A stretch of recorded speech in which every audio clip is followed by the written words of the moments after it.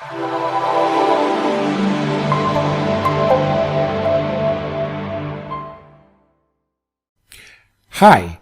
Isn't it frustrating that you fail the Scrum certification again and again?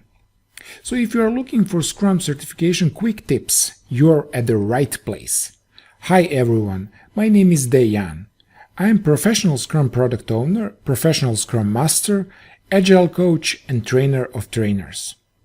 I will present you my recommendation on Scrum certification, which certification body is best for you to choose, and how to pass the examination the easy way.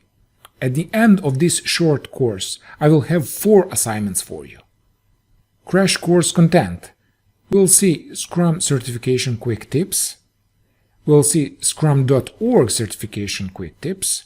We'll see Scrum Alliance certification tips. And then you will do 4 assignments. So let's get into it.